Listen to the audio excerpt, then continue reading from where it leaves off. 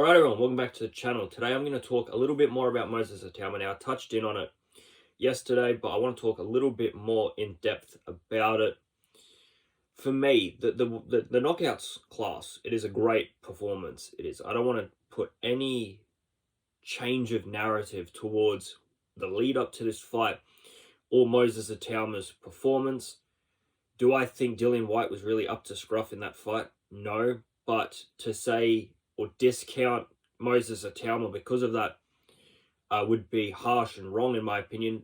The fact is, the lead up was lots and lots of people, including myself, as I got closer, thought Dillian Whyte is going to cause this guy problems. How is he going to handle it? I think this is going to be a tougher fight than most people made out. Now, it wasn't. Look, I always said that Moses Itauma would win this fight, in which he did. Did I think he was going to do it that way? Not at all. What class of Dillian Whyte did we get? Probably the one that we saw against Ebenezer Tete, but in a bit better shape. And for me, probably the last time that I want to probably see Dillian Whyte fight. Look, he might try and get a fight with Chisora or something, get the trilogy. Big money fight. I'd still watch it, just I'm not sure there's much left in the tank for Dillian Whyte at 27. But most importantly, Moses Itauma. For me, Moses Itauma, we saw Turkey calling for Usyk. I've thought about it, and for me, it stays the same. I'm still looking at probably 2027 as the year that we see him go for a world title. I want to see him fight someone in the top 15. I want to see him fight someone in the top 10. I want to see him fight someone in the top 5. The fact is, if any fighter, right, regardless of resume, anything to do with them, whether they have a gold medal, whether they've been a world champion, whatever. Let's take Anthony Joshua. If Anthony Joshua came in, beat Dempsey McKean, beat Mike Balogun, and then beat Dillian Whyte, would any of us be calling for him to have another shot at Usyk? For me, no. We're still questioning whether Joseph Parker is worthy. For me, he's most definitely worthy. And he's beaten Zhang, he's beaten Bacoli. Like, that's a better level of opponent than Mike Balogun and Dempsey McKean. And now a Dillian Whyte, in which there's a lot of question marks about. If he wasn't 20, if Moses Itauma wasn't 20, I don't think he'd be anywhere near a title shot. If he was 27, we'd be saying, yeah, keep building, keep building, keep building. For some reason, we're so attached to this idea of trying to get the 20-year-old to become world champion in this amazing, huge event that'll change boxing forever. For me, Moses Itauma goes in there against Usyk, gets the same treatment as Daniel Dubois, and we've set his progress, his mindset, everything about this kid behind because we've rushed him, right? Dillian Whyte, Mike Balogun does not tell me if he's going to beat Usyk. Going and beating Fabio Wardley, going in there and beating Filip Hrgović, going in there beating Joseph Parker, even Daniel Dubois. Let's not say Daniel Dubois has lost all credibility. Any of these top 5, I know Fabio Wardley's not top 5, but you know what I mean. Like, we need to see him in with this fight that we can say, you know, he just fought 6-7 rounds with Ajit Kabayel, demolished him, showed how good he is. Let's put him in there. I know it's impressive. Round 1, round 2 knockouts continuously against all these opponents. It is no doubt impressive. It's phenomenal. He's entertaining. He is the hype of boxing right now, no doubt. But let's not ruin his potential of hype. I can see in 2 or 3 years him being a very, very good world champion. But I can also see a path in which he gets rushed, demolished by Usyk, and in 3 or 4 years' time, we're looking at him saying, he didn't really become what we thought he was going to be. Look, Moses Itauma could go in there, right? I would give Usyk 99% chance of winning, and Itauma 1. But that is still a chance. He could still go in there and get something from Usyk and carry on this tremendous run and become an icon of boxing. But that's a big risk, man. That's a big risk. For me, who next for Moses Itauma? It is hard. It is hard to pick an opponent. I don't know how hard they want to go. Um, Frank Warren is tremendous at picking an opponent, and I expect him to pick an opponent. Um, who it might be, I mean, it wouldn't surprise me if it was someone like Zhili Zhang. Um, I know he's old and he's just terrible form, but it's another step up. It's another step up. Who else would be in and around there that you're still pushing his level, but you're not raising the bar too high? For me, I believe he could take on Filip Hrgović. We saw David Adelaide have success against him, and that's a number 6 heavyweight. I think that would be my pick. You give him Hrgović, if not Fabio Wardley, although I don't know whether Fabio Wardley is waiting for a bigger fight. Obviously, it's a big risk to fight Moses Itauma if you're in the top 10, because you've got everything to lose and this kid's got everything to gain. Moses Itauma, you give him Filip Hrgović and he runs through him, all of a sudden, Hrgović, you're gone, buddy. And Moses Itauma, you're in the top 6. Saying that, if Hrgović wins against Moses Itauma, the story will be, well, he's just not ready yet, and Hrgović will not get much out of it. So it is an interesting dilemma for Frank Warren and Moses Itauma to pick what opponents next. I would like to see them fight someone that there can't be any questions about. I'm sitting here saying it right now. It's Mike Balogun or it's Dillian White, but you know, what about Ebenezer Tete? That performance wasn't there. He's 37.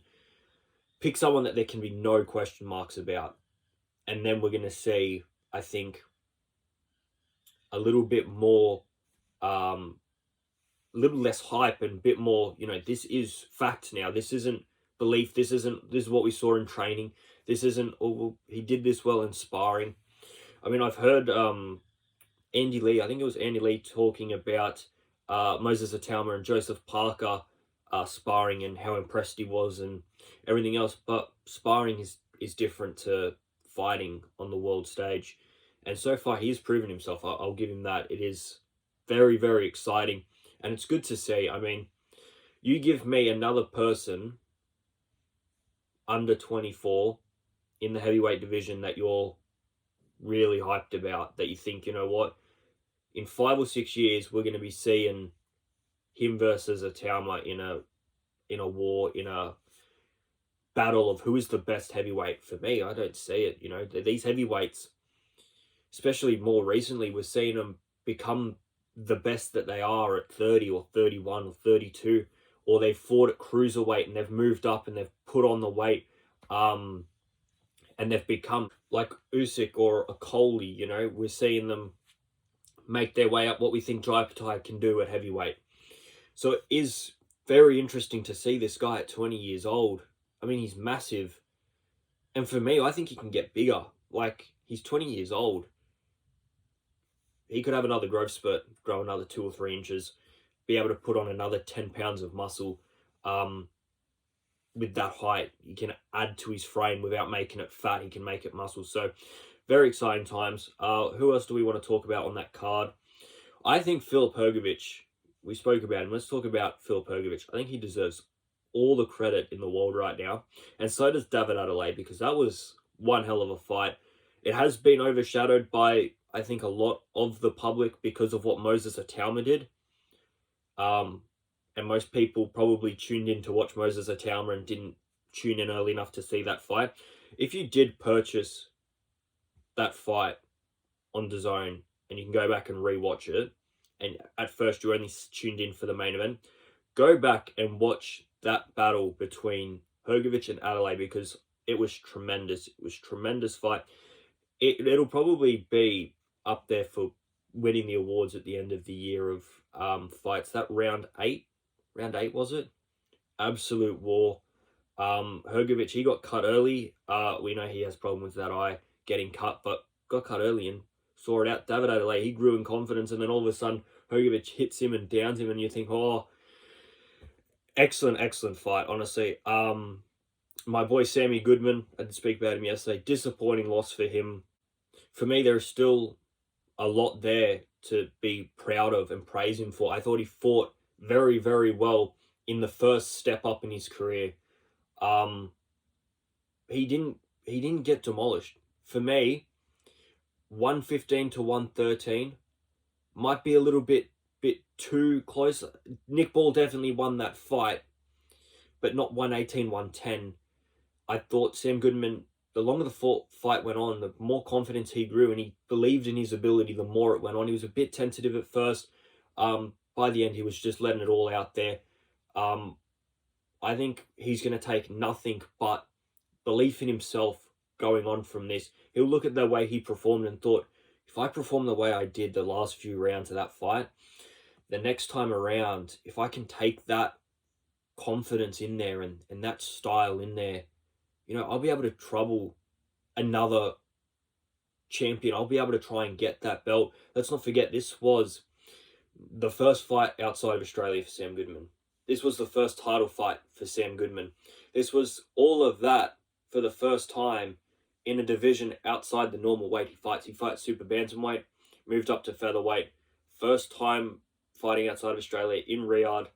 Big event, big card against Nick Ball, who I think is an exceptional talent, who's been in there with Vargas. He's been in there with Ray Ford. You know, he's had these experiences before. Sam Goodman hasn't, right? He's had very good fights, very good performances. I thought his fight before Nick Ball against Farcar Espinoza was very good. He was supposed to fight Inoue. In retrospect, was he ready for Inoue? I think he's more ready now to take on Inoue than he was before. But that won't happen for me, if ever, if I'm being honest. I think Sam Goodman goes back to the drawing board, comes back to Australia, gets back on a winning streak, 1-2 fights, and then back into a world title fight. Because I think he's grown a lot of fans, and people will see he came to fight, and he's a good fighter.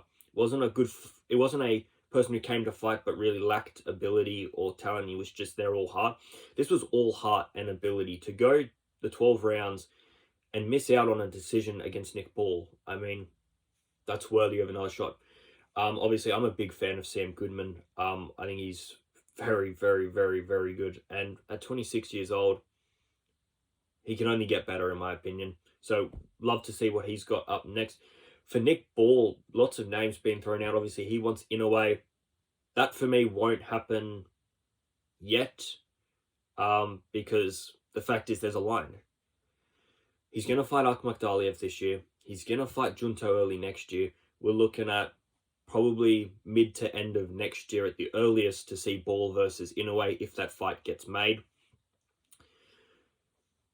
Nick Ball, there's plenty of options, buddy. There's plenty of options. Which one he wants to take, I'm not sure. He might get a mandatory of Mirko Coelho. You don't know. I mean, he is interim or number one contender, Marco. I think he is interim. Mirko Coelho won a week or two ago, quite easily as well, round 1 or round 2. I did talk about it, but so many fights going on at the moment, can't remember. I do believe he won round 2 from a body shot, but there's that. There's other champions in your division. Espinoza, you could take on. Angelo Leo's there. There's fighters. Shushu Carrington's in your division, but I'd be surprised if Nick Ball took on Shushu. There's not much to gain there. Realistically, we want to see him fight for a different belt, another belt, unless made mandatory to defend his against the interim. Because there's not much to gain from fighting Coelho. He's a youngster, but he's not a big name yet, and there's a lot for Coelho to gain there and not much for Ball. Ball beats Coelho, that gets on the resume, and you think, yeah, 24-year-old, but hadn't really been proven. This was his first big step up, and you know the narrative that'll be made after that fight. So for me, he's just got to look for. The good thing is he's in featherweight, which means you can look super featherweight, you can look super bantamweight. I don't think he'd want to go down a division, but he's got the advantage. He's very short. Like, you look at Sam Goodman, how much taller he was, and he was coming up a division. So we'll see what Nick Ball wants. He's going to have to wait for Inoue, though, because Junto's going to get the jump. Ike McDaliev's already written down. And, you know, those fights have to take place before you start planning it. Don't sit around waiting for Inoue. Get in there. Go and get another belt. You know, you go in there and you get 2 or 3 belts within featherweight. You're knocking that door down. Everybody wants to see your 2 or 3 belts versus all his belts. You know, it just builds, it builds to a point where we have to see it. I still don't know if the British public will be, yes. The world public, the Americans, I don't know whether they're going to be screaming the house down as much to see Nick Ball versus Inoue rather than seeing Junto versus Inoue. Junto is the pick for me. I think that'll be a tremendous fight. Ike McDaliev's coming, so yeah, we'll see what happens with Nick Ball. Sam Goodman, 2 more wins back here in Australia, and I think we can ship him back out and get him another world title fight. Who else do we have on that card? Raymond Ford, he beat Abraham Nova. Look, a good performance by Raymond Ford, I guess. It wasn't a great fight at all, but Raymond Ford gets the decision. To be honest, there wasn't a lot in this for me for him to gain beating Abraham Nova. If it was against Anthony Kakache, I think there would have been a bit more high stakes, but Raymond Ford moves to another victory, and by the sounds of it, he's not far off, if not next, for a world title shot. We'll have to see. He is, what's his record now? 18-1-1. I don't know what he's ranked, but it's got to be high. It was just, his past few fights, they haven't excited me. That one, Thomas Matiche, they've been, he's got the wins, but he hasn't gone out there and really said, give me a world title shot. You know, he hasn't gone out there and stopped his opponents. I mean, he dominated Thomas Matiche for 10 rounds, but Thomas Matiche really wasn't doing much. For me, that fight against Abraham Nova wasn't much of a spectacle at all. So, tough one for Raymond Ford. I think he's got to look at just trying to find a different way. I know he's not the biggest power puncher, but I think you just got to find a way, man. You just got to find a way to really put your hand up and say, I deserve this. Look, on another day, he is a world champion. On another day, he did beat Nick Ball. I mean, it was a split decision. He could have been world champion. He could have been holding that belt, but right now he's fighting, but not really making a shout for the reason.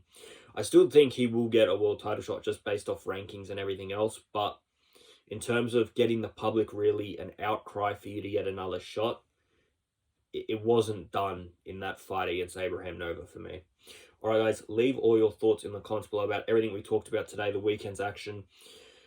Like, subscribe. We've got a big week of boxing coming up, especially for you Australian fans, because we've got Nikita Tszyu versus Luzium Ishmael this Wednesday at ICC Sydney. Michael Zarafa on the undercard. A few other good Aussie fighters, Ahmed Reddy, Jazzy Parr, and Brock Jarvis. So few good names there, especially if you are an Australian fighting fan.